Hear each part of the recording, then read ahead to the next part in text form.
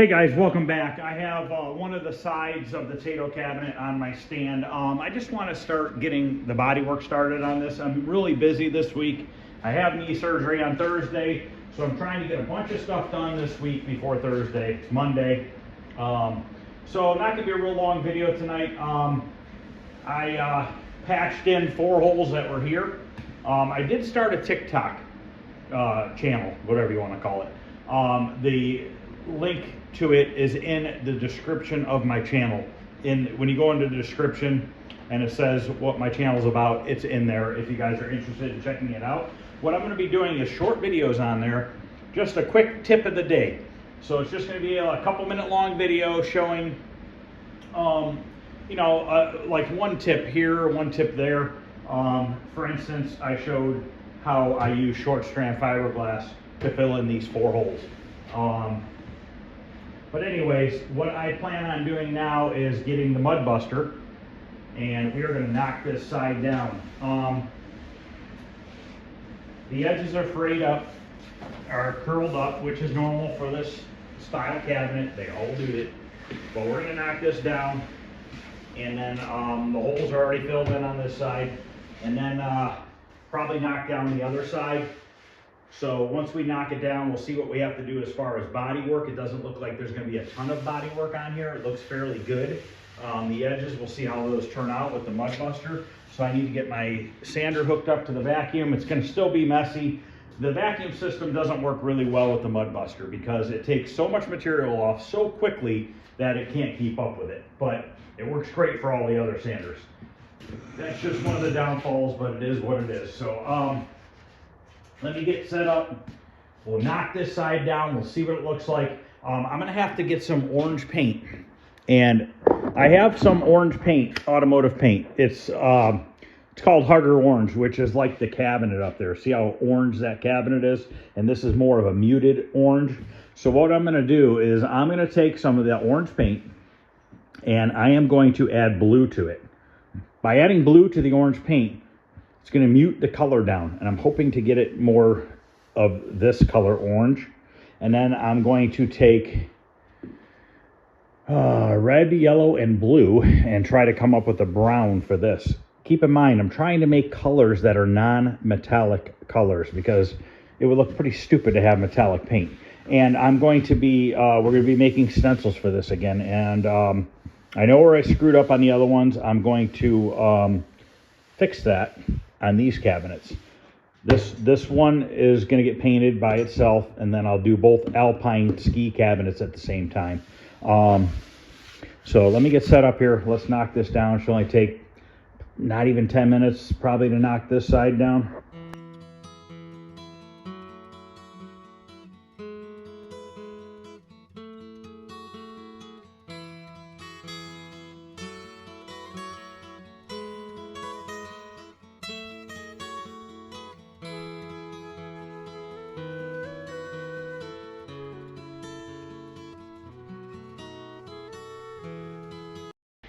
Okay, this corner over here is missing a little bit.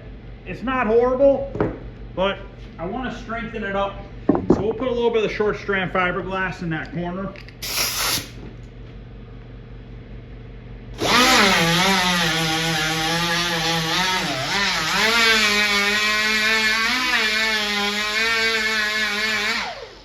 So what I'm doing is I'm tapering it down. I'm probably going to run a screw in there.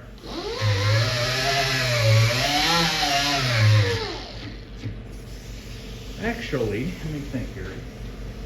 Yeah, we'll put a, well, you got that T-molding groove there. I'm just thinking out loud. Maybe we'll use a cutoff wheel and make some slots into it. That might be the better bet.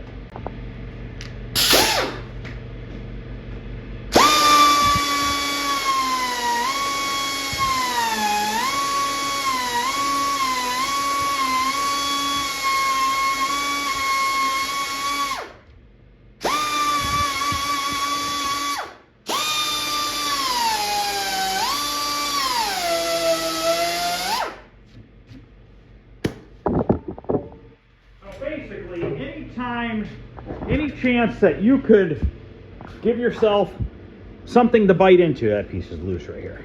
But give yourself something for the fiberglass filler to push into. That will always help you out, because it has something more to grab to. You know what I mean? It has a way to wrap around the corner, and that's important. You try to get a good bite on your filler. I always repeat myself, because there might be somebody new watching the video, never watched any of the other videos, and they want to know what I use. So I always try to show everybody on every video, short strand fiberglass made by Bondo brand. You can buy this at Home Depot, Lowe's, Harbor Freight. Harbor Freight seems to be the cheapest. It's about 20 bucks a container at Harbor Freight. I usually buy it by the quart. You can buy it by the gallon. I think a gallon may be a little bit cheaper, but it's not much cheaper. And the fact that I only use maybe a couple quarts of this a year, I don't really have a reason to buy a gallon. It might go bad by the time I use it all. I mean, technically it shouldn't go bad, but I don't know. I mean, if I was doing a big car job or I needed a lot of it, obviously I would buy a gallon, but for arcade cabinets, I'm okay with spending the 20 bucks here and there. Like I said, I don't use it a lot. Enough of it to warrant a gallon at a time. And when you mix your filler, make sure you mix it folding it over. Don't stir it. The more you stir filler, no matter if it's this stuff or regular Bondo, you create air pockets in your filler. So if you see somebody mixing up Bondo like this with a paint stick, that's a horrible idea. That just creates air pockets everywhere, and then you have pinholes, and then you have to fill in the pinholes. So it's better to just do it the right way if you can. Oh, just this tripod up here. All right, let's fill in this corner, and then I'm gonna let this dry, and then I gotta mix up some icing, the glazing filler, and we're gonna have to recut this key molding groove. I think it's still in my router. Maybe.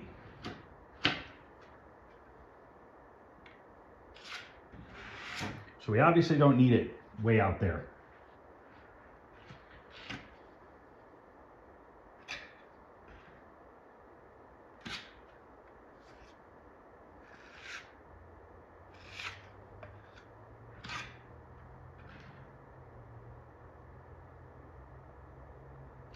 Okay, we'll let that dry.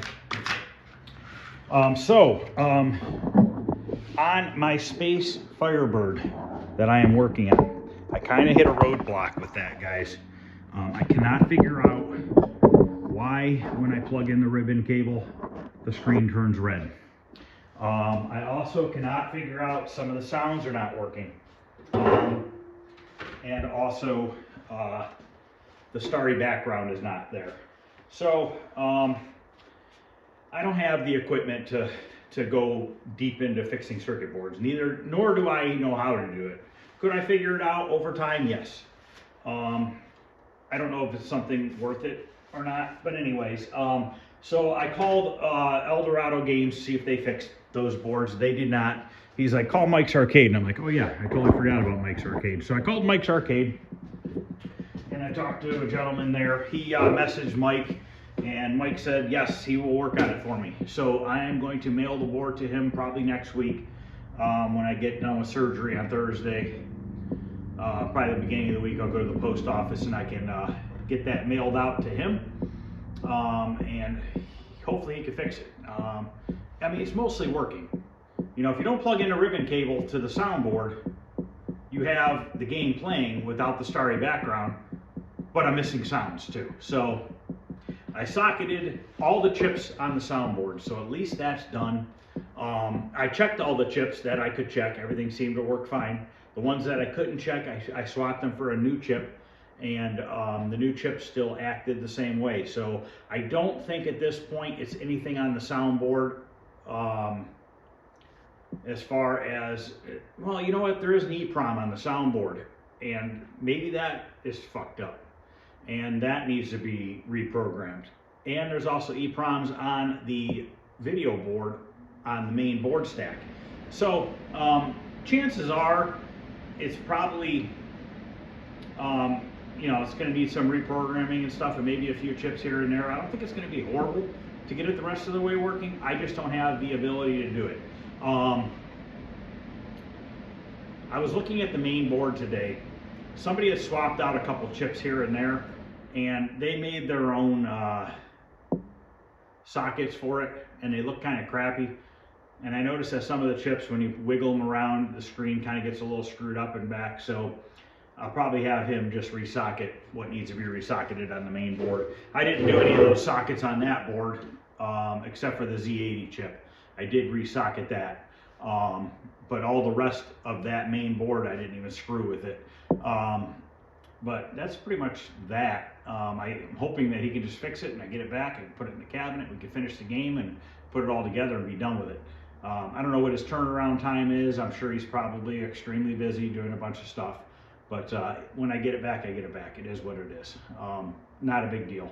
So I'm gonna let that fiberglass dry for a few more minutes, and then we're gonna, I wanna knock that down with some 80 grit, and then we're gonna use a little bit of that glazing filler and get these spots filled in.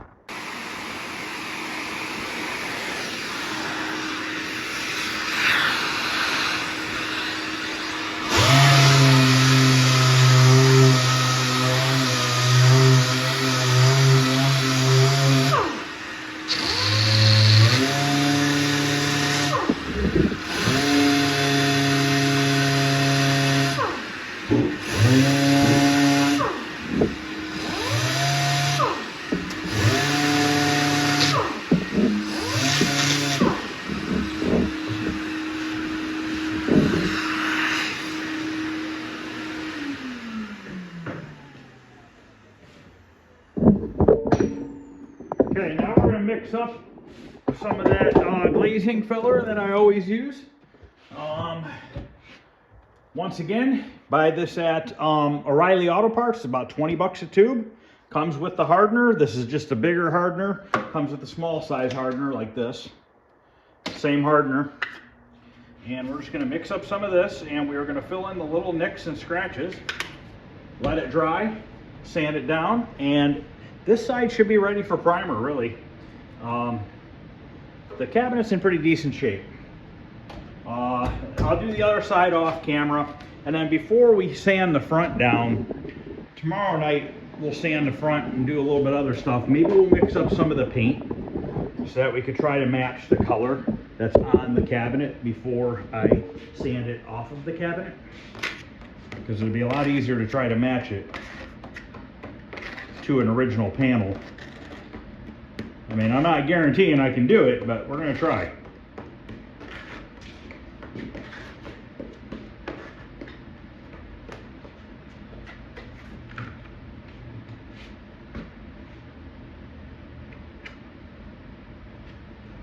Now this corner I'm going to leave built up a little bit high so that I can sand it down, because it's a little bit low. And then we just have nicks and scratches everywhere. Dumb little stuff.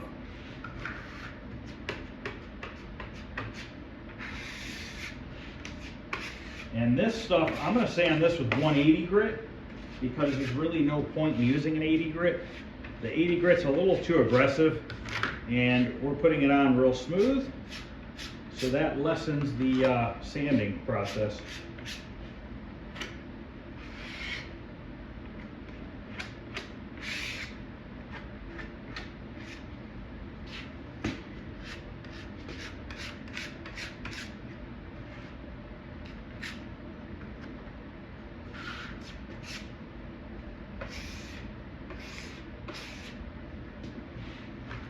We got to go over this a little bit.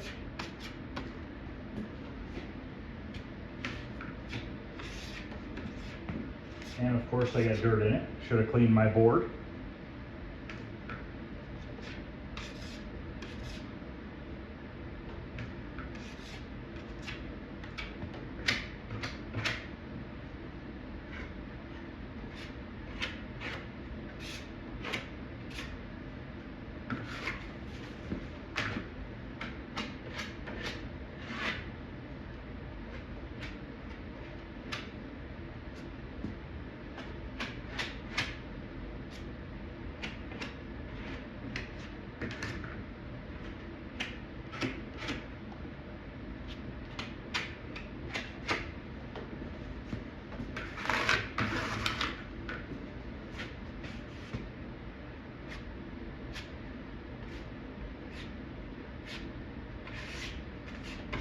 And if I miss a couple spots, we'll get them.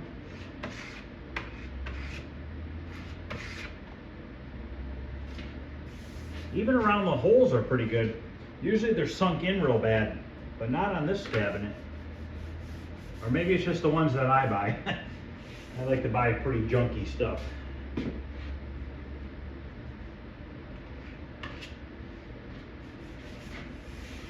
Okay, let this dry for about 10 minutes or so. It's probably about all it'll take because it's 70 degrees in here right now.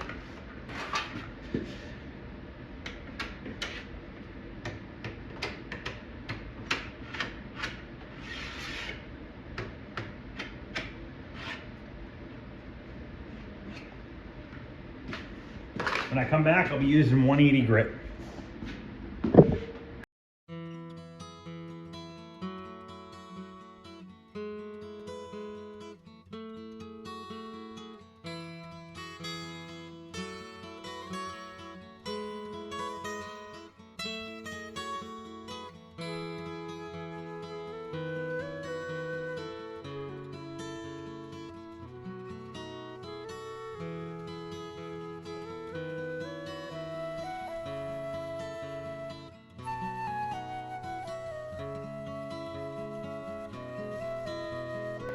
All right, this side's looking real good. I'm gonna go ahead and put the other one up on the stand and get that knocked out.